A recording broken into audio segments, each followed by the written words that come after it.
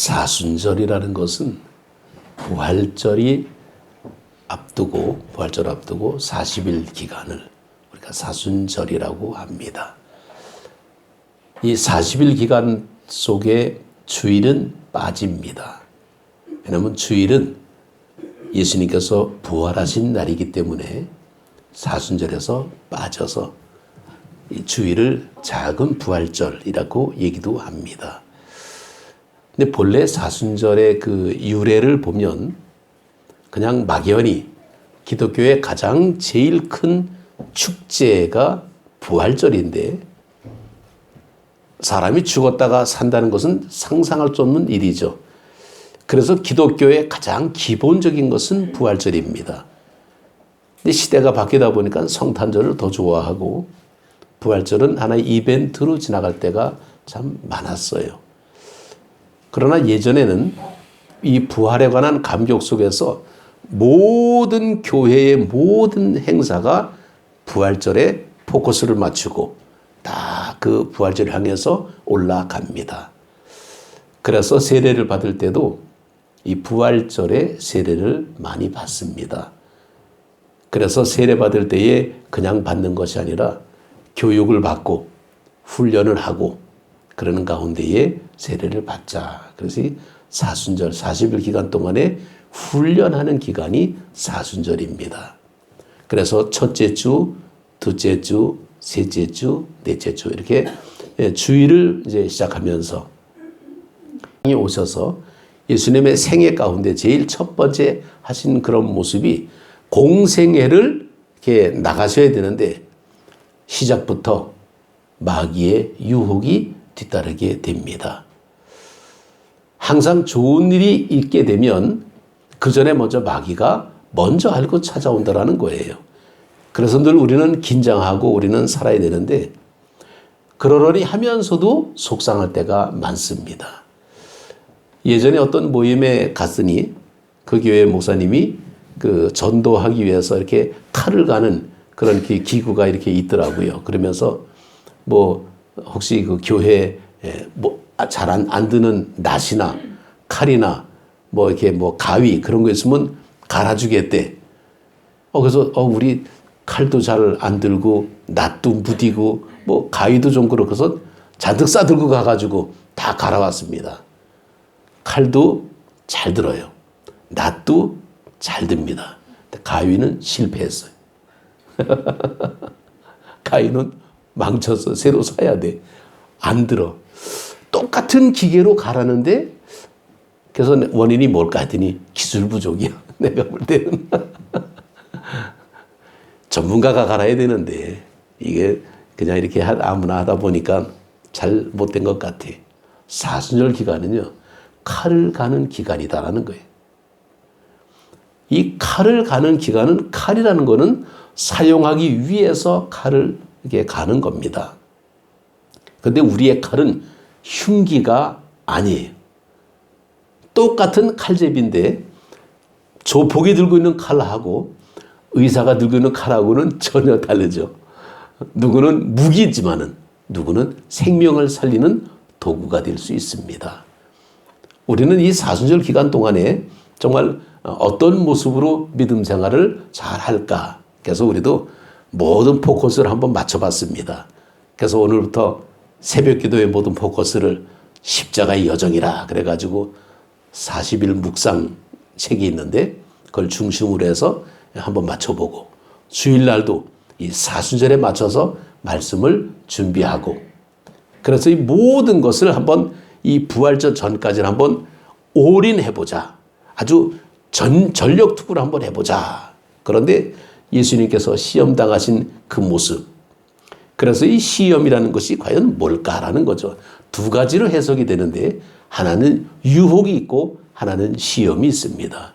유혹은 죄를 짓게 만드는 거고 시험은 우리를 훈련하는 겁니다. 그래서 우리는 성경에는 시험이라고 나오지만은 영어 성경은 구별이 되어 있습니다. 템프테이션이라고 나오고 테스트라고도 나오고 템프테이션은 유혹이고 테스트는 시험. 글자 그대로 우리를 훈련하고 연단하는 이제 그런 과정의 모습입니다. 그 예수님께서 시험 받을 때에 대표적인 케이스가 세 가지 시험의 모습인데 처음에 받은 시험이 뭐냐면 돌을 가지고 떡이 되게 하라 하는 그런 말씀입니다.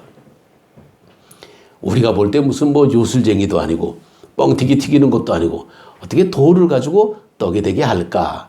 그냥 단순한 것이 아니라 예수님의 그때 당시는 40일을 금식하신 경우였습니다. 이 금식 기도를 해보게 되면 알지만은 이 먹을 게 굉장히 생각이 납니다. 40일을 금식을 했으니 얼마나 배가 고프겠습니까? 육신의 모습은 배가 고플 수밖에 없죠. 눈에 비는 게 다 먹을 거로 보일 겁니다. 그때의 돌을 가지고 떡이 되게 하라. 사실 이것은 신명기 8장에 나오는 구약의 이야기를 신학적으로 우리가 해석을 하게 되면 이스라엘 백성들이 광야에서 살아갈 때에 먹을 것이 없습니다. 하나님께서 만나를 주심으로 말미암아 그들은 생명을 이어갈 수가 있었는데 바로 그겁니다.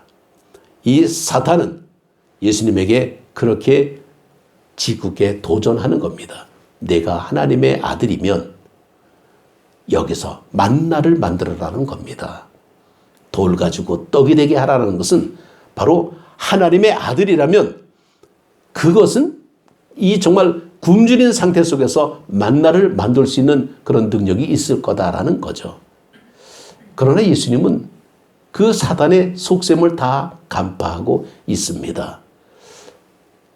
하나님의 능력은 만나를 주시는 거지만은 하나님의 아들의 입장은 하나님의 말씀에 순종하는 겁니다. 그래서 예수님께서는 그것을 양식보다도 하나님의 말씀이 더 소중하다. 나를 시험하지 말라. 나를 건드리지 말라. 나는 하나님의 말씀에 순종하는 그런 모습을 보여주고 있습니다. 또 두 번째 그 말씀이 나오는데 이 두 번째 모습은 성벽 위에서 뛰어내려라라는 거죠. 그 뛰어내릴 때에 밑에서 천사가 이렇게 안전하게 받아줄 것이다. 이 성전에서 뛰어내릴 때에 이 조건이 있습니다. 아무나 뛰어내리면 큰일 납니다. 하나님의 아들이거든. 이게 늘 항상 앞에 붙어요. 자, 그러면 하나님의 말씀 속에서 천지를 창조하신 하나님인데 뛰어내린다고 땅에 이렇게 돌불에 넘어지겠습니까? 다치겠습니까? 전혀 그런 건 없죠. 그런데 이 사탄은 하나님의 말씀을 인용하면서 천사가 너를 수종들 거다라고 이렇게 도전을 하고 있습니다. 그런데 이 말씀을 보게 되면요, 이게 천사가 주님의 이 모습을 수종드는 모습은 떨어지되 밑에서 바친다는 그런 의미는 아니고 힘들고 어려울 때 하나님께서 너를 지켜주신다라는 그 뜻이라는 거예요. 그런데 그걸 그렇게 싹 왜곡해가지고 천사가 너를 수종들 거다, 안 다친다 이렇게 하고 있습니다. 이 말씀을 왜곡하고 있다는 겁니다. 그러니까 예수님께서는 어떻게 말씀하냐면 너는 왜 하나님의 말씀을 왜곡하냐? 난 하나님의 말씀에 순종한다. 시험하지 말라. 이렇게 거부하고 있습니다. 우리가 이 말씀을 가지고 이렇게 생활할 때에 왜곡한다는 이 모습이 자기 편리하게 해석을 할 수가 있습니다. 그러면 안 된다는 겁니다. 이 세 번째 시험이 아주 이 마귀로서는 이제 그 최후의 어떤 그런 그 도전이죠.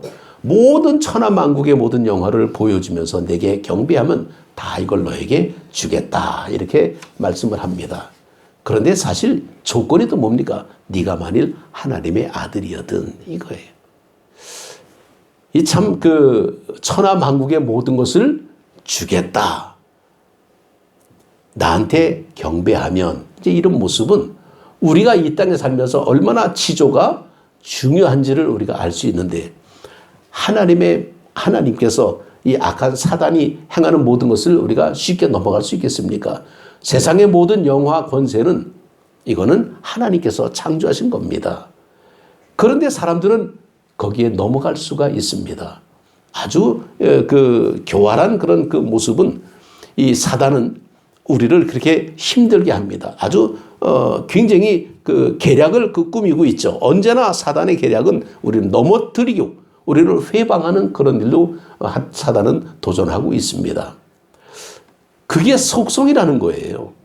우리가 이 사단의 속성을 우리가 잘 알아야 되는데 언제나 사람을 불신하게 만들고 원망하게 만들고 투정하게 만드는 것이 속성입니다. 그래서 때로는 이유 없는 어떤 어려움이 오든지 어떤 아픔이 오든지 뭔가 좀 난처한 일이 생기고 그렇게 되면 사단이 우리를 회방하는 모습이구나 라고 미리 알고 우리는 하나님의 영광 속에서 그것을 대처하는 지혜를 가지면 충분히 커버할 수가 있는데 우리는 거기를 준비를 못할 때가 많습니다. 생각은 그렇게 해도 눈앞이 현실이 벌어지게 되면 어떻게 하면서 우리는 넘어가는 게 인간의 연약한 모습인 것을 볼 수 있죠. 까닭없이 유혹이 올 수 있겠습니까? 분명히 이유가 있다라는 겁니다. 가만히 앉아 있는 사람을 누가 시비 걸겠습니까? 정말 왜 그런 모습이 있죠. 우리나라 옛날 말 가운데 정말 처갓집 대들보까지도 더 귀하게 보인다. 뭔지 이런 얘기가 있잖아요. 부인을 사랑하게 되면 모든 게 다 그렇게 보인다는 거죠. 우리의 신앙의 모습 속에서 하나님의 은혜의 말씀을 우리가 갖고 있으면 어떤 것을 상황을 하더라도 우리는 그것을 커버할 수가 있습니다. 그런데 내가 심성이 왜곡되어 있으면 아무리 좋은 어떤 모습이라도 삐뚤어지게 바라볼 수밖에 없죠. 아무리 쳐다봐도 신경질 난다 그러고 짜증난다 그러고 불쾌하기가 이를 데가 없습니다. 그러니까 그 모습은 상황이 잘못된 게 아니라 자기가 그렇게 돼 있다는 거죠. 자기 현실의 모습을 인정하지 못하고 남에게 탓을 돌리는 그런 모습이 얼마나 많은지 모릅니다. 은혜 받은 사람은 시험이 없냐?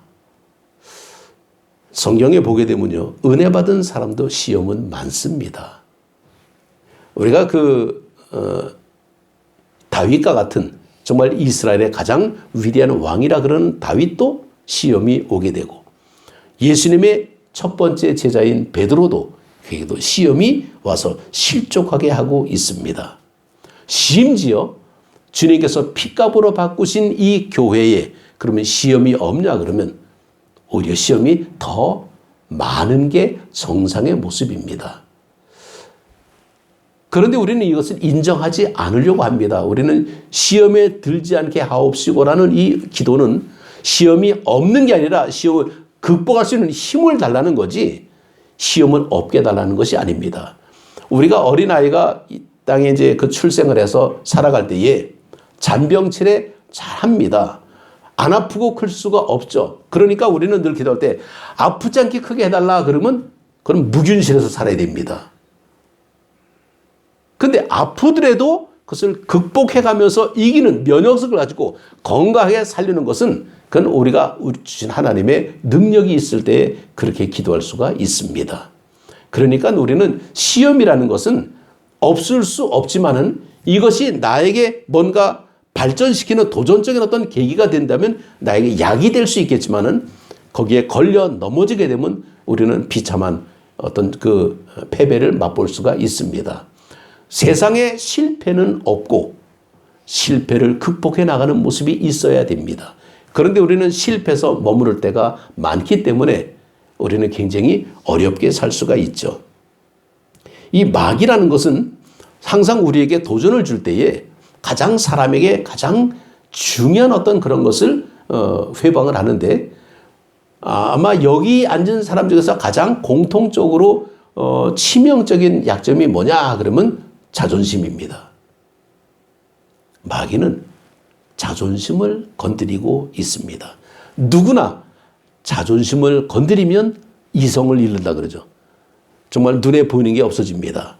다윗 왕에게 여러 충신이 있었습니다. 요압과 같은 장군도 있었고 아히도벨 같은 모사꾼, 아주 그 참모도 있었습니다. 그런데 이 아히도벨은 굉장히 영리한 제갈공명 같은 사람인데 압살롬한테 슬쩍 넘어갑니다. 압살롬이 더 파워가 있어 보이니까 그에게 슬쩍 붙어가지고 압살롬의 참모 역할을 하게 됩니다. 그러니까 다윗은 정말 제갈 공명 같은 아히도벨을 잃게 되니까 그는 도망갈 수밖에 없죠. 그러나 하나님께서는 그에게 후세라는 또 하나의 제갈 공명 같은 참모를 붙여줍니다. 그래서 이 후세가 정말 그 작전으로 이 압살롬한테 붙어가지고 정말 그 이 아히도벨하고 후세하고 지략 대결을 하게 되는데, 여기에서 이 압살롬은 아히도벨을 말을 안 듣고 후세 말을 듣게 됩니다. 이건 하나님의 섭리예요. 후세는 누구냐면 다윗의 충신이기 때문에 다윗이 이길 수밖에 없습니다. 그런데 아히도벨이 후세의 말을 듣는 압살롬을 보고는 자존심이 상해가지고 자기 고향으로 돌아가서 자살을 하고 말아버립니다. 정말 이런 이 역사적인 어떤 그런 모습을 볼 때에 이 아히도벨이 왜 그러면 죽었을까? 후세를 더 신임하는 그 모습에서 자존심이 상했기 때문이다. 이렇게 볼 수 있습니다. 마귀는 정말 우리를 유혹할 때에 꼭 조건을 붙입니다. 만일 하나님의 아들이거든, 이렇게 시험을 걸고 있습니다. 예수님께서 하나님의 아들인 것을 모르고 만일 하나님의 아들이거든 그렇게 얘기한 것이 아니라는 거죠. 알고 있습니다. 마귀는 우리의 정체를 다 알고 있는데 그 우리의 정체를 알고 있음에도 불구하고 우리 약점을 자꾸만 이용하려고 하는 것이 있습니다. 누구나 다 약점은 있습니다. 근데 상황이 딱 바뀌게 되면 약점이 드러나게 되죠. 돈에 약한 사람은 돈만 갖다 주면 다 해결됩니다. 명예가 약한 사람은 뭔가 한 자리 권세를 주면 다 해결됩니다. 또 이성에 약한 사람이 있습니다. 그러니까 아주 문란하게 사는 사람들이 있겠죠. 정말 이렇게 다 누구나가 약점이 있는데 재미나게도 이 덩치 큰 동물 가운데는 코끼리가 제일 덩치가 큰데 코끼리의 가장 청적은 생쥐라 그러더라고요. 아니 도대체 왜 코끼리가 생쥐한테 질까 봤더니 이 코끼리 배 밑에 가서 생쥐가 갉아먹으면 코끼리가 꼼짝 못한답니다. 너무 희한한 거예요. 도무지 이해가 잘 안 되죠. 정말 이 힘센 사자가 정말 이 밀림의 왕자라 그러는데 불개미 떼가 걸리게 되면 도망간다 그럽니다. 그러니까 다 힘이 센 것 같아도 약점들은 다 있다라는 거죠. 우리는 그 약점은 아킬레스라 그러는데 다 똑똑한 것 같은데 뭔가 약점이 있어요. 완벽한 것 같은데 약점이 있습니다. 신앙생활 하는데 우리는 다 믿음생활 다 잘할 것 같죠. 하나님 감사합니다 그러는데 그 순간에 우리는 약점이 노출될 때가 많습니다. 예전에 그랬다 그래요. 지금이 안 그렇지만은 우리 교회는 가장 좋은 장점 가운데 하나가 주차장이 커. 널널해갖고 아무 데나 차를 갖다 대도 우리는 괜찮습니다. 그런데 주차장이 부족한 교회는요, 주차 전쟁이 일어난다 그래요. 하여튼 예배드리러 오면서 가장 신경 쓰이는 게 차를 어디다 댈까라는 겁니다. 그런데 차를 차곡차곡 대는 것도 문제입니다. 왜? 약속이 있는 사람은 앞에다 대고 빨리 나가야 돼. 근데 내 뒤에 차가 딱 가로막으면 못 나갑니다. 그러니까 어떻게 하든지 예배를 끝나고 빨리 가려고 차를 주차를 해야 되는데 누군가가 자기 뒤에다가 차를 딱 가로막아 놨어요. 더 놀라운 사실은 연락처도 없이. 화가 엄청나겠죠. 아니 그 교회에서 예배 잘 드리고 나와가지고는 도대체 누가 내 차를 가로막았냐고 소리 지르고 아우성치는 그런 모습이 생긴다면 은혜가 되겠습니까? 약점이라는 게 그겁니다. 어쩔 수가 없어요. 그걸 잘못됐다 잘했다 이렇게 얘기할 수가 없습니다. 상황이 그렇게 사람을 만들어가고 있다라는 거예요. 다 착한 사람이에요. 다 선량한 사람입니다. 그런데 어느 순간에 정치판에 들어가서 하다 보게 되면 이상하게 사람들이 바뀌는 모습들이 없잖아 보이더라고요.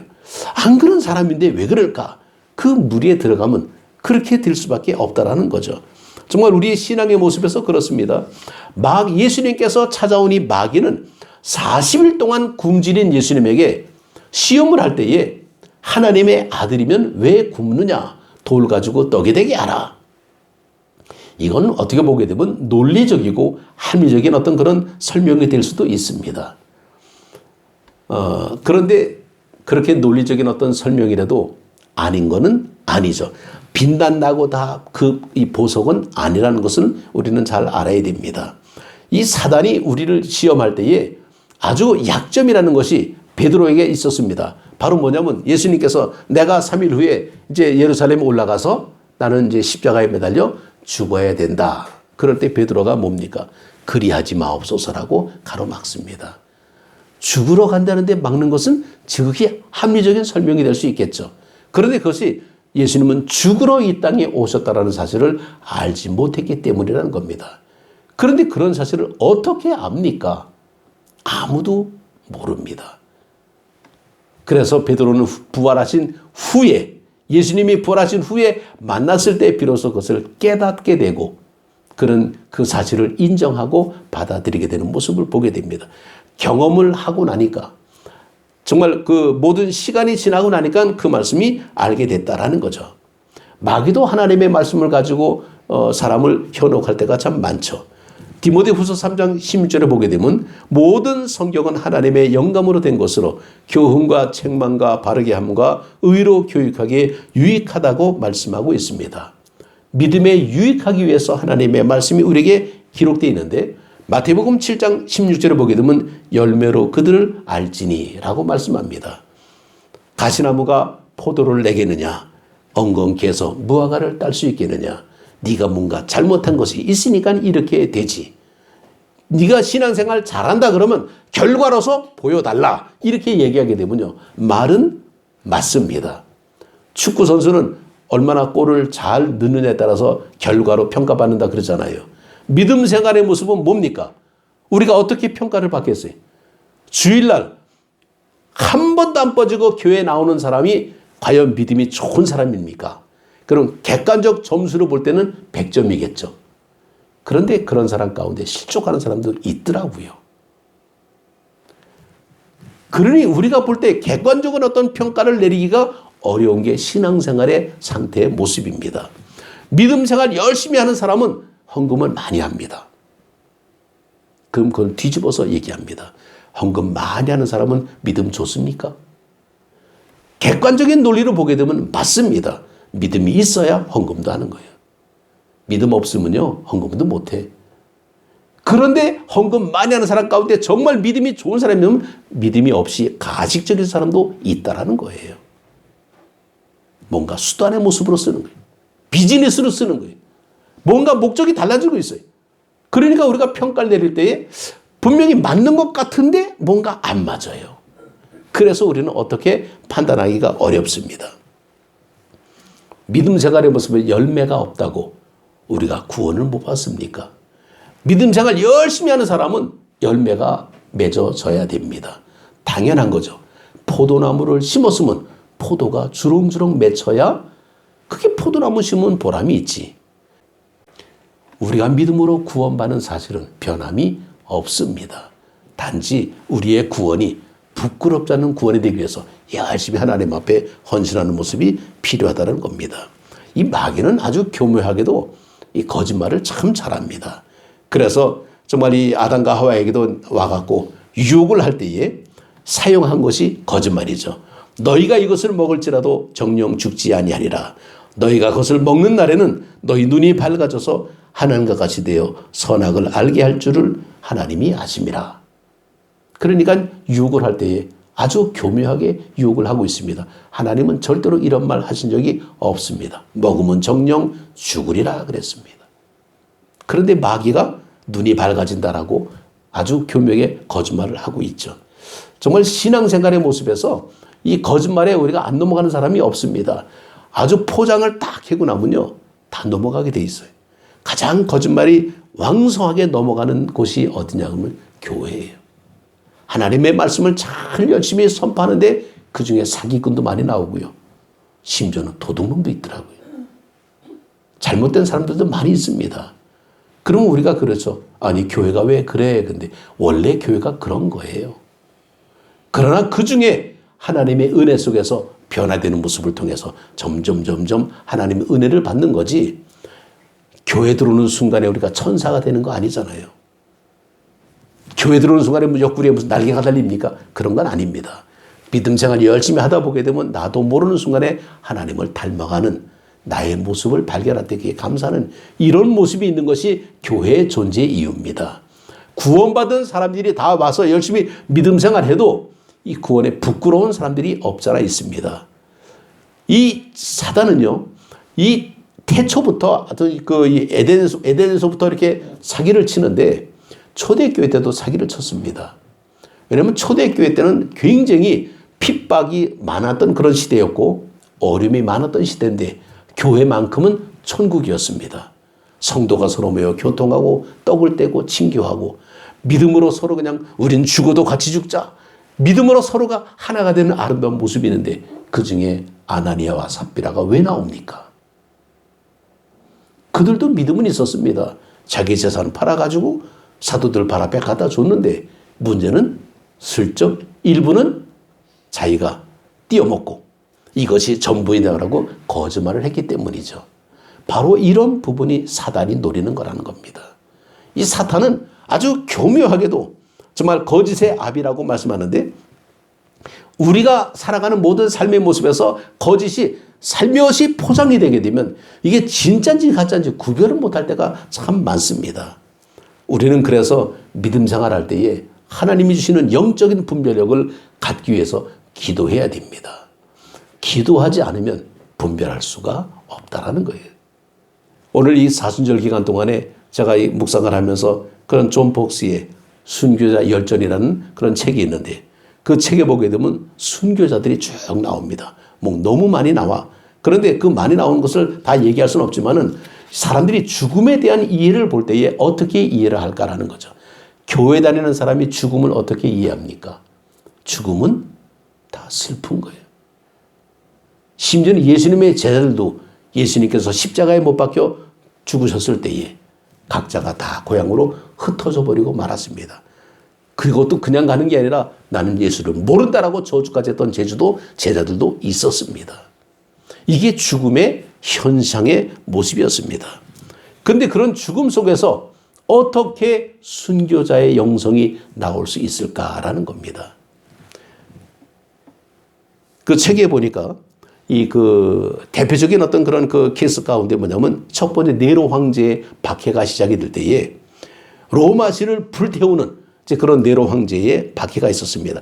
그때에 우리가 잘 아는 사도 바울, 사도 베드로가 순교합니다. 두 번째 도미티아누스가 그러니까 또 로마 황제가 있을 때에 아주 천성이 잔인한 이 도미티아누스는 먼저 친형제를 살해하면서 자기가 황제가 됩니다. 그리고는 기독교인들을 박해하는데 그때 순교한 사람이 누구냐면 디모데입니다. 우리가 성경에 나오는 그런 유명한 사람들도 많이 있는데 뭐 글로바의 아들 시므온도 이때 순교를 당하게 되죠. 이때 또 반모섬에 유배당하는 사도 요한도 있었습니다. 이 세 번째 박해는 트리아누스는 세 번째 황제인데 이 트리아누스 때는 누가 이렇게 순교를 당하냐면 이 안디옥의 교부인 이그나티우스가 있었습니다. 이 이그나티우스는 우리가 마가복음 9장에 보게 되면 예수님께서 앉아 계실 때에 어떤 사람이 어린아이를 데리고 옵니다. 그래서 이 아이를 축복해 주십시오. 그래서 예수님께서 그 아이를 품에 안고 축복해 주는 그런 장면이 나옵니다. 그때 이제 제자들은 왜 애들을 데리고 오느냐 그러고 막 반대했지만은 예수님은 아니다. 이 어린아이들이 바로 천국을 소유하게 된다. 그러면서 어린아이를 안고 축복해 주는데 그때 예수님 품에서 기도를 받았던 그 아이가 전설에 의하면 안디옥의 세 번째 교부 이그나티우스가 됩니다. 근데 그 이그나티우스는 정말 그가 순교의 자리에 영성에 기꺼이 가기를 원했습니다. 그래서 그는 이렇게 고백을 합니다. 이제야 나는 제자가 되기 시작했어. 나는 오직 그리스도를 얻기 위하여 보이는 것이나 보이지 않는 것이나 아무것도 상관하지 않소. 불과 십자가 야수떼가 달려들게 하시오. 나를 제발 순교를 모면하도록 구출해달라고 기도하지 마시오. 나는 기꺼이 하나님 앞에 가겠습니다. 그리고는 순교를 한 이그나티우스가 있었습니다. 이 이그나티우스가 이 표현 가운데 나는 하나님의 미랄이니 짐승의 이빨에 갈려서 그리스도의 깨끗한 빵으로 발견될 것입니다. 과연 이 순교의 영성이 어디서 나올 수 있을까라는 거죠. 이 이그나티우스가 그 순교할 때 바로 장면이 이겁니다. 여러분 상상이 됩니까? 짐승들이 사제를 물고 뜯습니다. 이 엄청난 이 고통 순간 속에서도 정말 뼈가 부서지고 사지가 찢기고 온몸이 가루가 되고 마귀의 모든 악의가 나를 덮치게 하소서. 아무래도 좋소. 내가 그리스도 예수만 얻을 수 있다면 말이요. 라고 그렇게 고백했다 그럽니다. 이 하드리아누스는 그 다음에 이제 그 황제인데 이 사람도 역시 기독교를 굉장히 박해를 할 때에 얼마나 많이 박해, 한 1만 명 정도가 순교자가 생겼다 그럽니다. 근데 이때에 칼로세리우스라는 사람이 이방인인데 정말 그 많은 사람들이 고통 속에서 기꺼이 순교하는 모습을 보고 이야 자기도 모르게 그리스도인의 하나님은 참으로 위대하다 그런 말 했다가 얼떨결에 붙잡혀가지고 이 사람도 순교당했다 그러죠. 참 이 정도로 순교라는 것은 그냥 가차없이 목숨을 잃는 그런 시대였습니다. 그런데 이런 시험을 받을 때 이들은 과연 어떤 마음 자세였을까라는 거죠. 과연 죽음이라는 게 뭘까라는 거예요. 이들은 기꺼이 주님의 영광을 바라볼 수 있는 믿음이 있었기 때문에 순교를 받아들일 수 있었습니다. 사순절의 모습은요. 이건 어떻게 보게 되면 주님의 부활의 영광에 다가가기 위해서인데 부활의 영광은 그냥 영광이 아니라 죽음을 거쳐야 부활이 나오는 겁니다. 정말 그래서 이 죽음의 과정을 거쳐야 부활이 되는 그런 과정을 정말 뼈를 깎는 그런 모습으로 칼을 가는 그런 심정으로 주님을 따라가는 그런 심정이 될 때에 이 사순절이 온전한 사순절의 훈련이 됩니다. 이런 훈련에는 우리 많은 여러 가지 자기의 절제, 자기 금욕, 뭐 여러 가지 어떤 모습이 있지만은 우리는 정말 이 사순절을 보내면서 그런 생각을 해봅니다. 주님이 시험 받을 때에 이 시험은 주님을 유혹한 것이 아니라 오히려 하나님의 아들로서 하나님의 뜻에 순종하는 그런 모습을 보여준 위대한 모습이었다라는 것을 고백할 수 있습니다. 이런 믿음을 우리도 본받는 우리 모두가 되시기를 주님 이름으로 축복합니다. 기도드리겠습니다.